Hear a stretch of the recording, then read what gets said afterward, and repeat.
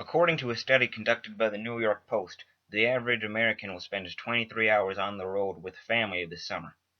Now, while these trips were meant for people to relax and come closer together, I feel like there were several instances that did the opposite of that for my family. My family has had some interesting experiences when we went on car trips. I will explore how, as small children, we were constantly getting on each other's nerves, always thought that the trips took too long to begin with, and what exactly made these trips take even longer than they should have. Now, as children, we were always impatient to get to where we were going. Thankfully, the trips were not always as long as we thought they were, but they did feel like they took forever. The average American drives 3 hours on these trips, and I can safely say that that was the norm for my family. Now, there was always the point when, after sitting in the car for long enough, we asked the stereotypical question, "Are we there yet?" The average for an American is 16 times for this trip, and I feel that by myself I was responsible for 3/4 of those times.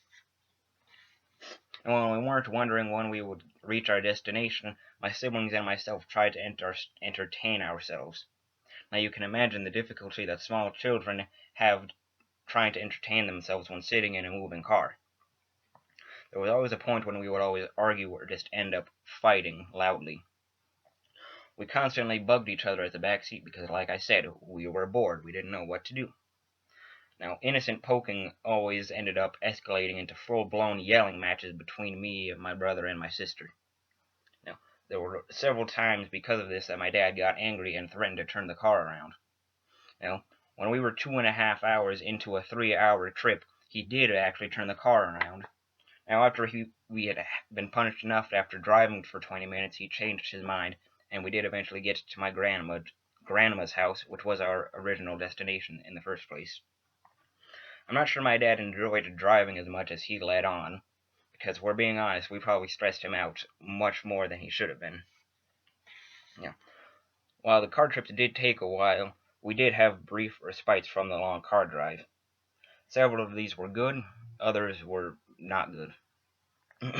Now, with 5 people having to use the bathroom at different times, the countless bathroom breaks made these trips take even longer. Now, we often got snacks at gas stations during these breaks, which is always good to give sugar to small children in a moving car. I do remember one point where I was a naughty child and went into a gas station without shoes on, and surprisingly did not get sick afterwards. There were times where the trips were incredibly long, and one of them involved us having to spend almost 4 hours sitting in traffic. Of course, eventually it did end, but we were slowly inching ourselves along for a long, long time. Now, according to the New York Post, 68% of people studied revealed that traffic is the most stressful part of the family road trip. Of course, I'm sure we were complete angels during that time. Now, keep in mind, not every trip was this chaotic. I have countless good memories from these trips, and I did enjoy spending the time with my family. However, there were several instances that made myself and other members of my family wish we had stayed home in the first place.